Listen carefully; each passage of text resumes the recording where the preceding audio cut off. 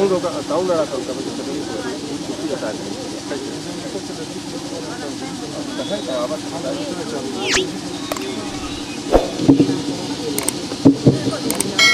राधे।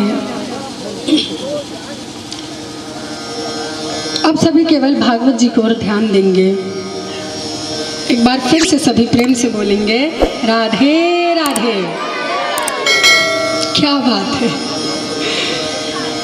तो यहाँ ब्रह्मा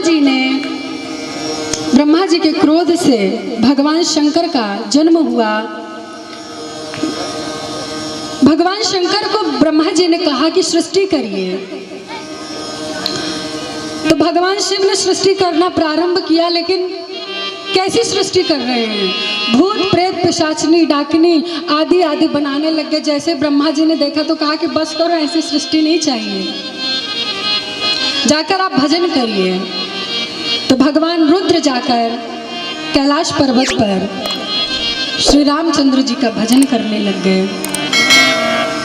अब की बार ब्रह्मा जी ने मानसी सृष्टि की, जिसमें से अब की बार 10 ऋषियों को जन्म दिया।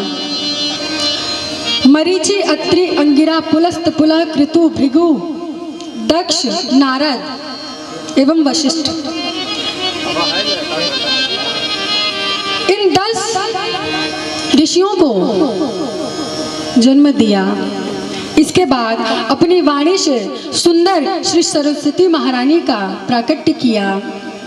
उसके बाद अपने वाम भाग से स्त्री एवं दक्षिणांग से पुरुष को जन्म दिया। यही है मनु एवं शत्रुपा। इन्हीं मनु एवं शत्रुपा से मानवीय सृष्टि का विकास हुआ।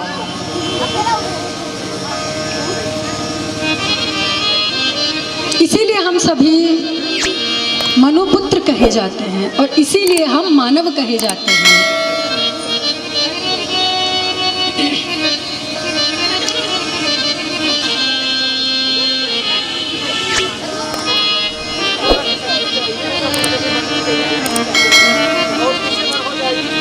आप लोगों से निवेदन करना चाहूंगी कि आप लोग यदि आ रहे हैं तो कृपा करके आगे से मत आइए, पीछे से आकर बैठिए तो कथा में विघ्न ना आए।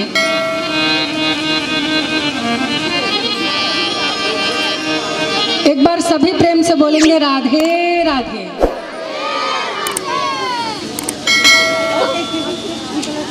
हो सके तो कल से व्यवस्था पीछे से आने की करिए, क्योंकि यहाँ से परेशानी होती है।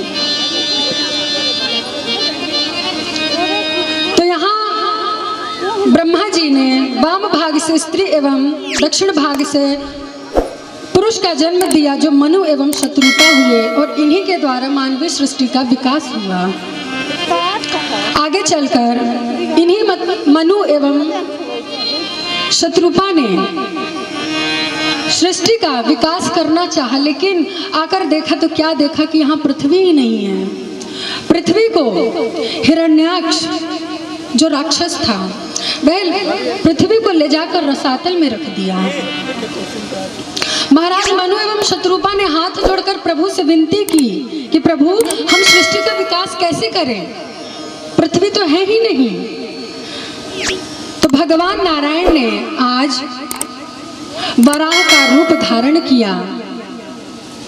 वराह का रूप धारण किया और जैसे ही अंगुष्ठ मात्र प्रभु ने जन्म लिया, लेकिन धीरे धीरे बढ़ते जा रहे हैं, बढ़ते जा रहे हैं। और प्रभु जाकर रसातल में हिरण्याक्ष से युद्ध करके और पृथ्वी को जीतकर और लेकर आते और पृथ्वी को उसके स्थान पर रखते हैं। बोलिए वराह भगवान की। तो इस प्रकार से प्रभु ने पृथ्वी को लाकर उसके स्थान पर रखा।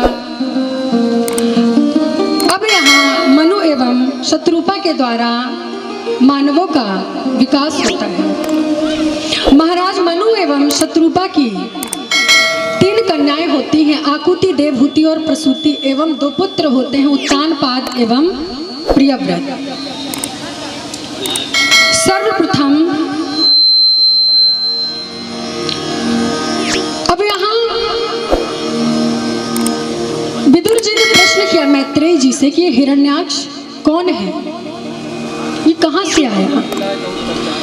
तो श्री मैत्रेयी जी बताते हैं विदुर जी को कि कश्यप जी की अनेकों पत्नियां थीं, जिनमें से दिति, धनु, काष्ठा एवं सुरसा और अदिति। तो अदिति हुई देवताओं की माता एवं दिति हुई दैत्यों की माता। एक बार की बात है कि दैत्यों की मां दिति ने संध्या के समय कश्यप जी से रति याचना की। कश्यप जी ने बार बार मना किया कि संध्या का समय है, किंतु नहीं मानी। संध्या के समय 4 कार्य वर्जित किए गए हैं। चत्वारि खलु कार्याणि संध्या काले विवर्जय, आहारम मैथुनम निद्रा स्वाध्यायम च चतुर्थकम। 4 कार्य संध्या के समय मना किए गए हैं। भोजन नहीं करना चाहिए, स्वाध्याय नहीं करना चाहिए, सोना नहीं चाहिए और स्त्री प्रसंग, ये 4 कार्य मना किए गए हैं। किंतु संध्या काल में माता दिति ने गर्भ धारण किया। इस कारण से हिरण्याक्ष और हिरण्यकशिपु ये दोनों गर्भ में आए और माता दिति ने 100 वर्षों तक इन्हें जन्म नहीं दिया। जब जन्म नहीं दिया तो इनके शरीर से दिव्य प्रकाश उत्पन्न होने लग गया, जिससे सारा देवता लोक जलने लग गया। तो देवताओं ने पूछा कि किस चीज की इतनी तेज आ रहा है, किस चीज से इतना तेज आ रहा है। तो भगवान ने बताया कि दिति के गर्भ में हिरण्याक्ष एवं हिरण्यकशिपु 2 दैत्य पल रहे हैं। इस प्रकार से हिरण्याक्ष और हिरण्यकशिपु का जन्म होता है, जिसमें से हिरण्याक्ष का वध प्रभु ने 3 स्कंद में किया और हिरण्यकशिपु का वध प्रभु 7 स्कंद में करेंगे। आगे चलकर मनु एवं शत्रुपा की सबसे पहले दूसरे नंबर की कन्या का वंश का वर्णन बताते हैं। दूसरे नंबर की कन्या है माता देवहूति, जिनका विवाह कर्दम जी से हुआ। ये कर्दम का अर्थ क्या होता है? जिसने इंद्रियों का दमन कर दिया हो वही है कर्दम। कर्दम जी बहुत बड़े तपस्वी हैं, ब्रह्मा जी के पुत्र हैं। ब्रह्मा जी ने इन्हें अपनी छाया से उत्पन्न किया। ब्रह्मा जी ने कहा कि इनका विवाह मुनि कर्दम से होना चाहिए। तो मनु एवं शत्रुपा अपनी कन्या को लेकर कर्दम जी के आश्रम में आए और उनसे विवाह का प्रस्ताव रखा। लेकिन कर्दम जी ने एक शर्त रखी कि 1 संतान होने के बाद मैं संन्यास ग्रहण कर लूंगा, तभी मैं विवाह करूंगा। माता देवहूति ने इस शर्त को मानी और सकुशल विवाह संपन्न किया और महाराज मनु एवं शत्रुपा जी विवाह करके और कन्या का स्वयं चले गए। अब इधर कर्दम जी एवं देवहूति का विवाह हो गया। लेकिन जो देवहूति जी थी वो इतनी सुंदर थी कि कर्दम जी बैठकर टकटकी लगाकर देखते ही रह गए। जब देखने लग गए तो उन्हें ये भान हुआ, अपने मन में ये विचार आया कि जब ये प्रभु के बनाई ये स्त्री इतनी सुंदर हो सकती है तो वो प्रभु कितने सुंदर होंगे। और देखते ही देखते उनकी समाधि लग गई। आज विवाह हुआ ही था कि समाधि में चले गए। हजारों वर्ष तक तपस्या की और यहाँ माता देवहूति ने क्या किया, अपना सारा श्रृंगार उतार कर और अपने पति की सेवा में लग गई। हजारों वर्षों बाद जब तपस्या से करदम जी उठे तो क्या देखा कि देवहूति माता का शरीर को बुढ़ापे ने घेर लिया है। एकदम बूढ़ी हो चुकी हैं, शरीर पर मैल जम चुकी है। केश जो इतने लंबे लंबे थे, काले काले थे, वो छोटे छोटे हो गए, लटें बंध गई उनकी बालों में। समाधि से जैसे ही जागे तो उनसे पूछा आप कौन हैं? तो माता देवहूति ने बताया कि महाराज आपसे मेरा विवाह हुआ है, मैं आपकी पत्नी हूं। तब महाराज करदम को याद आया कि मैंने तो इनसे शर्त रखी थी कि एक संतान के बाद मैं संन्यास ले लूंगा, लेकिन यहां तो मैं सीधा ही समाधि में चला गया। तो माता देवहूति के सेवा से करदम जी इतने प्रसन्न हुए कि उनसे पूछा कि मैं आपकी सेवा से प्रसन्न हूं, आपको क्या चाहिए? तो माता देवहूति ने कहा कि मेरी एक ही इच्छा है कि अब हम इस गृहस्थ जीवन में प्रवेश करें। करदम जी ने जब ये बात सुनी तो हाथ में जल लिया, अभिमंत्रित किया और एक इतना दिव्य विमान बना दिया कि वह विमान मन की स्थिति से चलता है। मन जहां करता है वह वहां चलता है। उसमें कैसी कैसी सुविधाएं हैं। अपने मन से सर्दी, गर्मी, बरसात ला सकते हैं। इतना दिव्य विमान बनाया। लेकिन उस विमान में प्रवेश करने से पहले करदम जी ने कहा कि देवहूति इस विमान में प्रवेश करिए। तो देवहूति ने अपने शरीर को देखा कि ये तो इस लायक नहीं है। करदम जी ने एक सरोवर का निर्माण किया और कहा कि आप जाकर इसमें स्नान करिए। जैसे ही देवहूति माता उस सरोवर में प्रवेश करने लग गई, 10 कन्याएं उसमें से निकली और माता देवहूति को लेकर गई और सुंदर उपटन लगाकर ऐसा दिव्य श्रृंगार किया कि आज माता देवहूति का दिव्य स्वरूप हो गया। जिस दिन विवाह हुआ था उससे कहीं ज्यादा आज दिव्य सुंदरता उनके शरीर में आभा आ गई। दोनों देवहूति एवं करदम जी उस विमान में प्रवेश किए और विहार करने लग गए। विहार करने लग गए, जिनमें से उनकी 9 कन्याओं का जन्म हुआ। जब 9 कन्याओं का जन्म हो गया तब करदम जी सोचने लग गए कि मैं तो यहाँ भजन करने के लिए आया था, संन्यास लेने वाला था एक संतान के बाद, और ये क्या, मेरी तो 9 कन्याएं हो गई, मैं तो फंस गया इस संसार के चक्कर में। जैसे ही करदम जी अपना घर त्याग कर जाने वाले थे उतने पर ही माता देवहूति ने पैर पकड़ लिया कि स्वामी ये 9 कन्याएं हो गई, मैं इनका क्या करूंगी? आप इनका विवाह तो करके जाइए और मैं किसके सहारे रहूंगी? तब करदम जी को याद आया कि भगवान नारायण ने मुझसे वादा किया था कि वो इस जन्म में मेरे पुत्र बनकर आएंगे। उन्हें ये बात याद आई और माता देवहूति ने गर्भ धारण किया और भगवान कपिल देव का जन्म हुआ। बोलिए कपिल भगवान की। भगवान कपिल का जन्म हुआ तो ब्रह्मा जी अपने 9 पुत्रों को लेकर और कपिल भगवान के दर्शन करने आए। जब करदम जी ने देखा कि 9 पुत्र इनके और 9 कन्याएं मेरी हैं, तो कहा कि महाराज अब एक ही आपसे निवेदन है कि 9 कन्याओं का विवाह इनके साथ कर दिया जाए और मैं भी मुक्त होकर भजन करूं।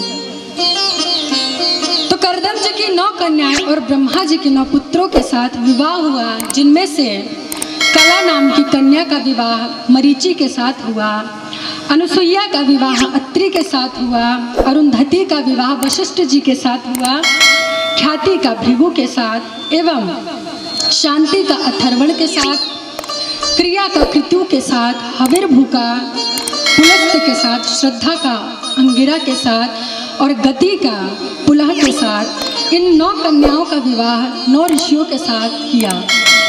और इधर 9 कन्याएं अपने घर गईं और करदम गौतम जी कपिल भगवान से आज्ञा लेकर और वन को चले गए, भजन करने लग गए।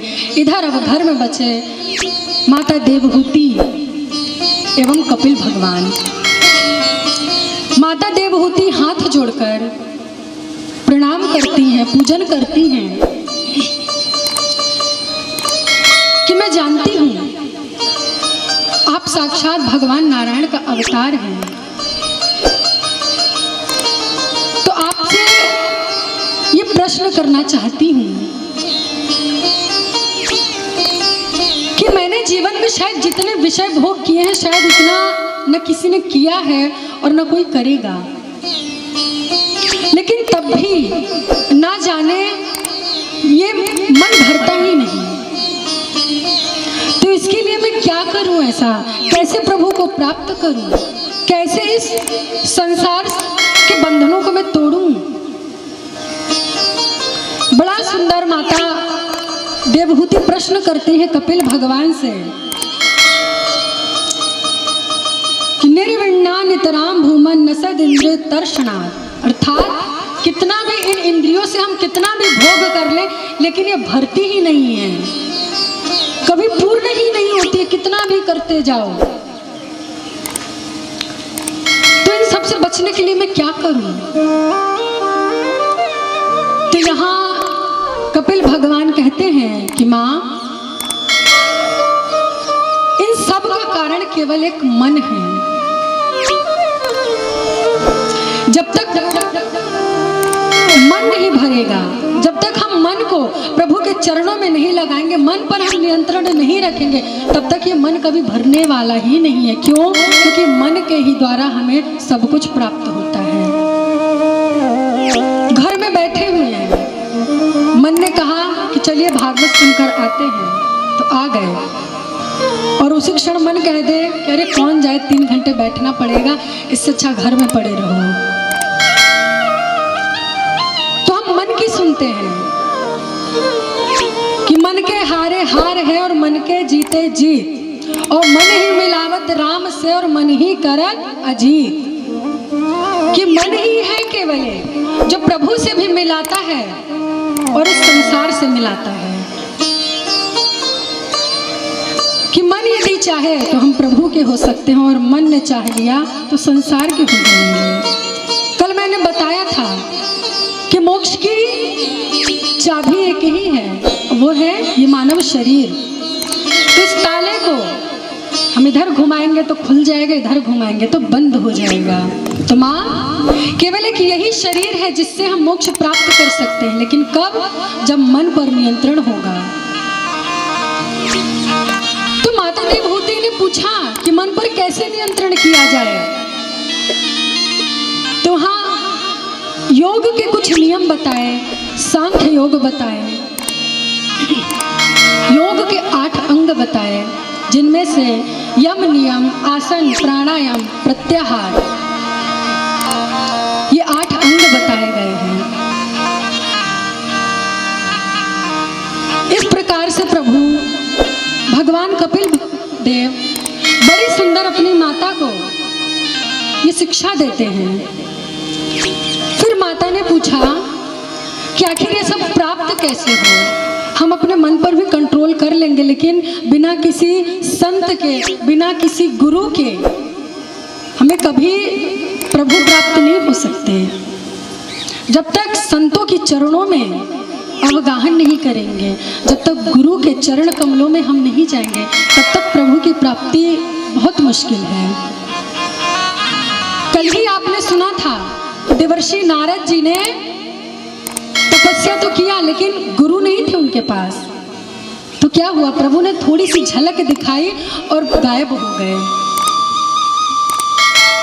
तो इसलिए जब तक सद्गुरुदेव भगवान का हमें सानिध्य प्राप्त नहीं होता, तब तक हमें प्रभु प्राप्त नहीं हो सकते, क्योंकि गुरु ही गोविंद से मिलवाते हैं।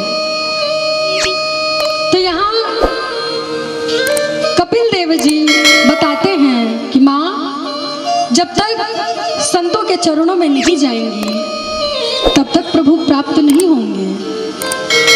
तो माता देवहूति ने पूछा कि आखिर संत का लक्षण क्या है, कैसे होते हैं संत। क्योंकि संग से ही संग का असर जीवन पर बहुत पड़ता है। किसी नशेड़ी का हम संग करेंगे, कोई बीड़ी सिगरेट या फिर मदिरा का पान करता है, उसके साथ आप 4 दिन बैठोगे, बहुत जल्दी आपको वो लत लग जाएगी। इसी प्रकार से किसी संत की संगति करोगे तो प्रभु के उतने ही करीब जाते जाओगे। कैसे? तो तुलसीदास जी कहते हैं कि तुलसी बाँस संत की सपने में हुई जाए, कि तुलसी बाँस सुसंत की सपने में हो जाए। अर्थात संत का मिलन यदि सपने में भी हो जाए तो आप निवाहे जन्म भर औरन सो कह जाए।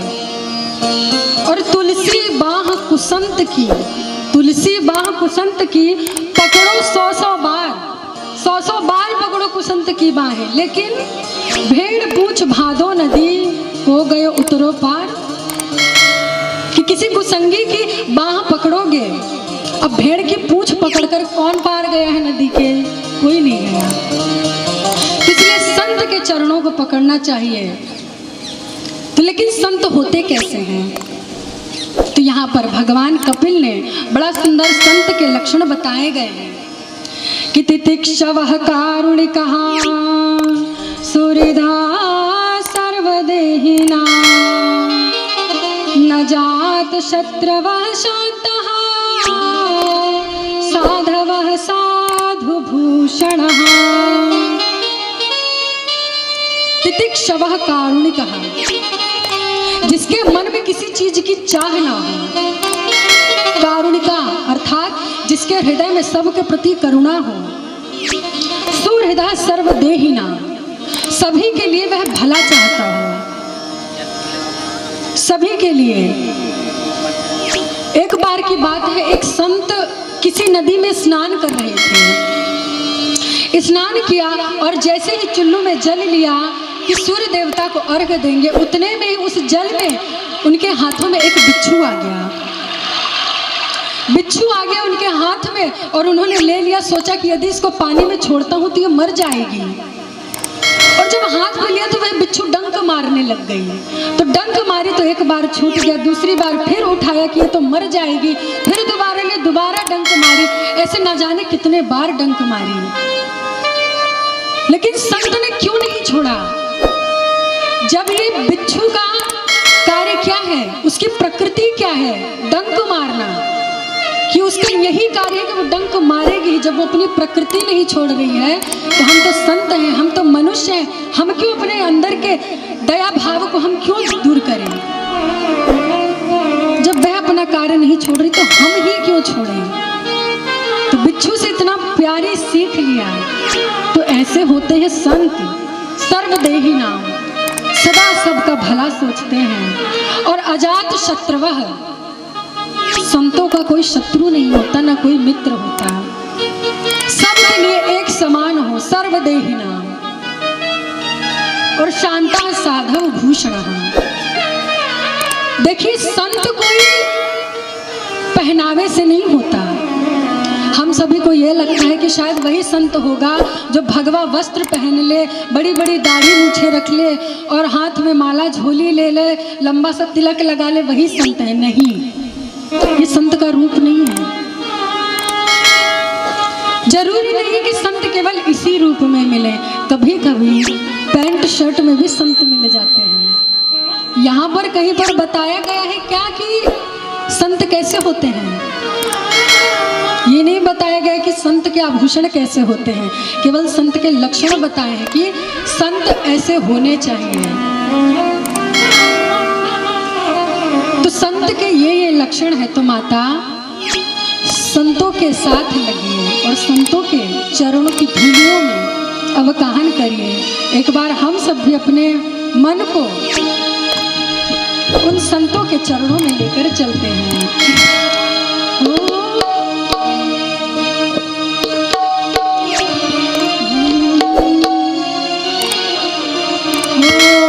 संतन के संग लाग रे तेरी अच्छी बनेगी। संतन के संग लाग रे तेरी